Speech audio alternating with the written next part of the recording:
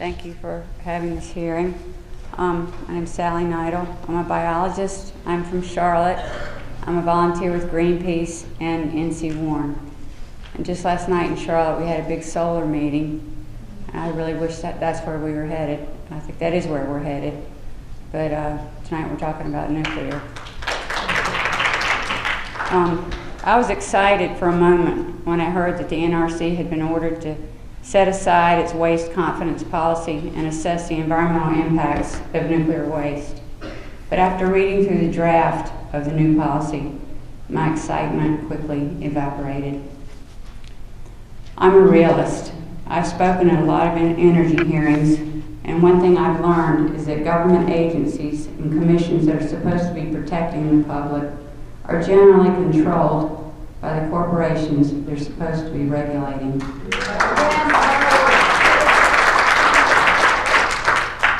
Along those lines, the NRC has the reputation of looking out for the interests of the nuclear industry.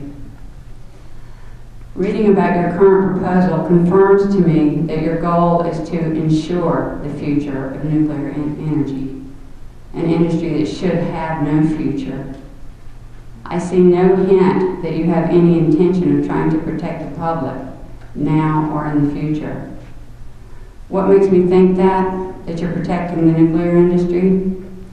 Your claim that spent fuel can be managed at reactor sites or other above-ground storage facilities forever. Your failure to address the vulnerability of these spent fuel pools to catastrophic fire caused by an attack. Your declaration that the impacts of pool leaks will be insignificant. Your plan to transfer radioactive spent fuel to new storage casks every 100 years forever. These and many other absurdities are based on the assumption that government institutions will function safely for hundreds of years, an assertion that is inconsistent with human history, as others have said already tonight, and inconsistent with the NRC's own regulations. Your policy is also inconsistent with the mandate of the NWPA that above-ground storage is acceptable only on an interim basis.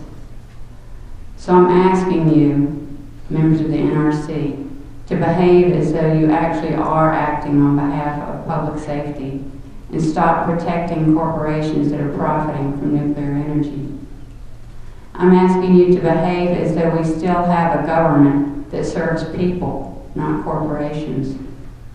You still have some power to make that a reality in perhaps the most dangerous industry there is. Thank you.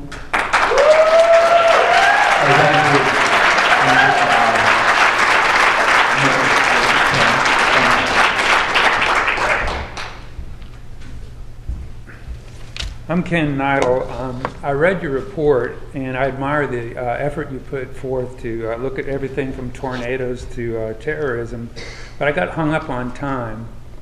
And being an ex-teacher, I produced a visual aid here to explain what I'm concerned about. What I have here is some fishing line, and I took the first 6 inches here and I measured off a time equivalent to the first 2,000 years from 0 AD up here to the present. So, if you let 2,000 years be 6 inches, it becomes a math problem just to fix other points along the line. The part I marked off in black here, which you probably can barely see, is the Industrial Revolution, roughly about from 1850 up to the present. And there's a little red band here at the end that you might not be able to see. That's out to the year 2100 at the end of the century.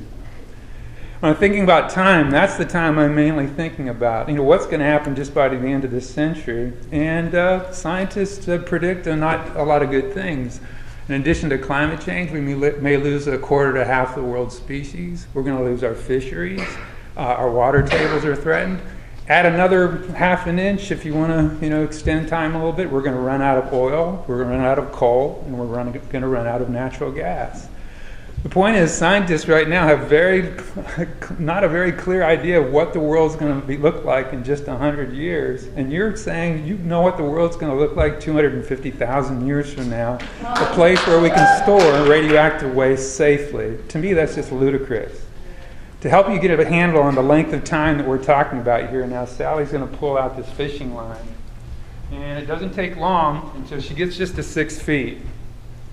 And there it is, 6 feet. That represents the half-life of plutonium-239. That's out 24,000 years on this scale. Don't be too excited about that being a short distance, because one half-life isn't what we need to worry about. We need to worry about several half-lives when we're storing these wastes. Now she's going out, and you're going to have to move pretty quickly here. She's going out to technetium-99, which has a half-life of 210,000 years. She's going to go out 53 feet. And she's not quite there yet.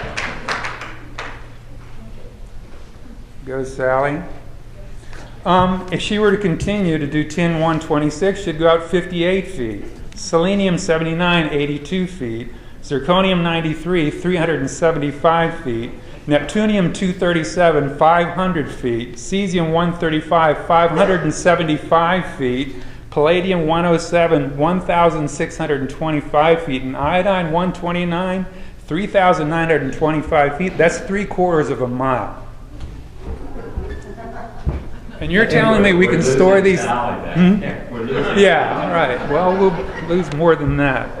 How can you believe we can store waste that long with the technology we have today? That's just absolutely ridiculous. There'll be several ice ages during the length of this time. Over 500 million species have evolved and gone extinct on Earth, and none have left a burden like this for the species that followed. I beg you to put aside the profit that can be made from building more nuclear facilities and think more carefully of the real risk involved in the legacy that we'll leave behind. This plan definitely makes sense when I read that Duke Energy, for example, is guaranteed a profit greater than 10% on all its construction projects. We should be directing our money, resources, and research towards developing sun, wind, and geothermal technology. One more sentence. They're clean, they'll never run out, and they won't leave a shameful legacy for our descendants.